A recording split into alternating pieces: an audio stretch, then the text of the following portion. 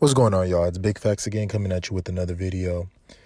So, rising California gasoline prices has been a problem with all the citizens in the state of California, to the point that it's been driving a lot of citizens, California natives, out of the state and flooding other areas surrounding states like Texas, Arizona, Nevada.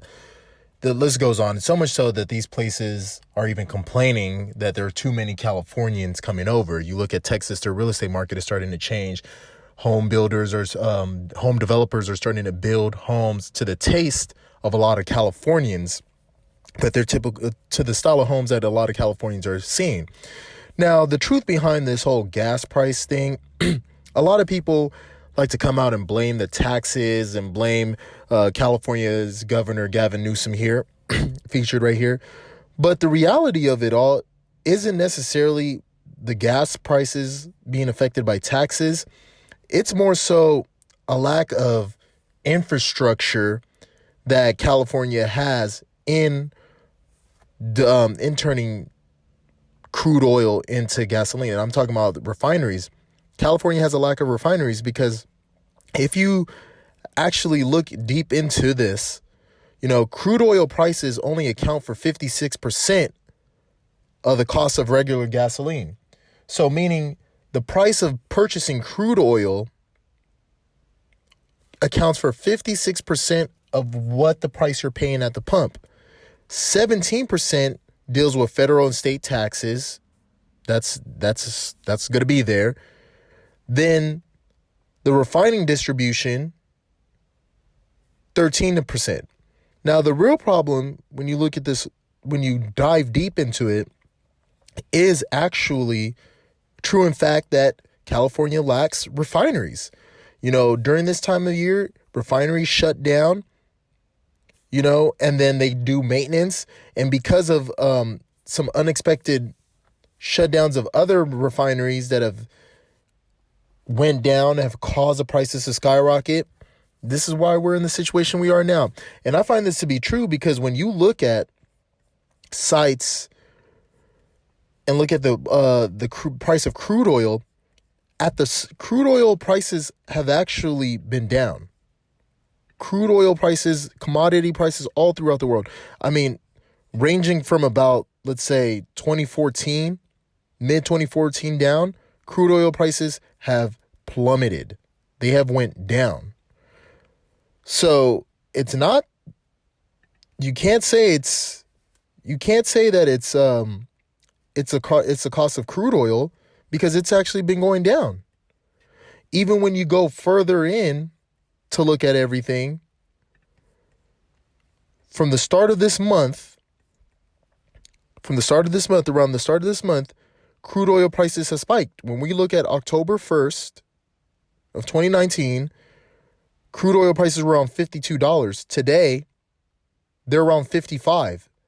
So oil is starting to creep up, and it looks like it's going to shoot up even higher as the coming months go into the winter months. We're probably going to see, I would suggest, the way things go, we're probably going to see by the end of the year, $65, maybe even $70 for crude oil. Maybe. That's going up. There was once upon a time where we were looking at $100. So really, we shouldn't really complain. We have to really look at it like, hey, the state has to do a better job in improving the infrastructure and getting more refineries back online to help reduce the cost.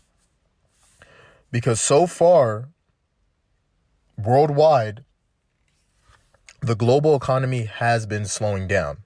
And this can be true because you could attribute it to oil prices, commodity prices.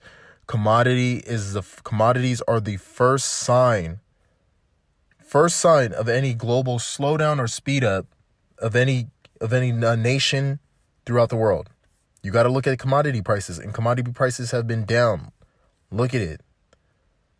Oil prices have been down. So how do you expect the world economy to be moving when you look at the oil prices being down? That means there's not a high demand for oil. meaning other countries, other places, they're cutting back.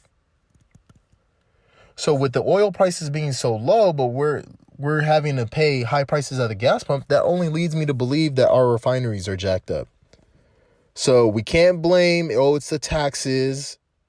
No, it's not, because they only account for 17% of the prices.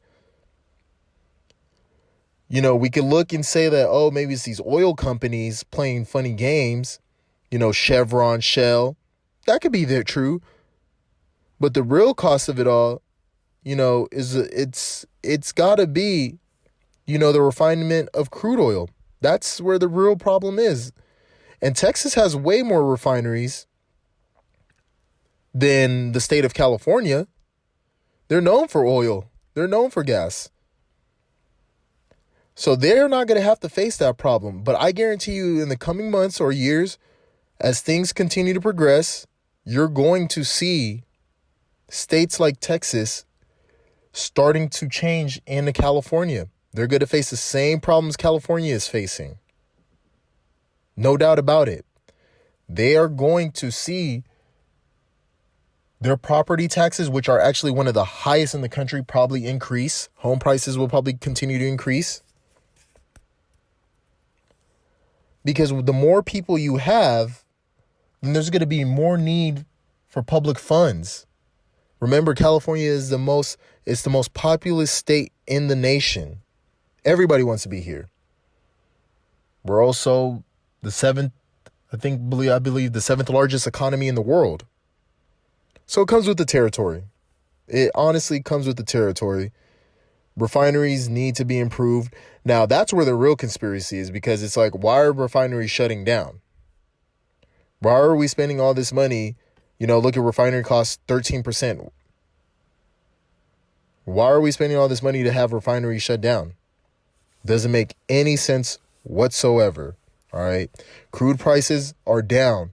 Even though crude prices account for 56%, they're down. Now they're starting to shoot back up, but there's no refineries online. So, hey, it's going to set us back. It's going to set the country, it's going to set the state back. But I want to hear what y'all have to say. Like, comment, subscribe down below. I'm out.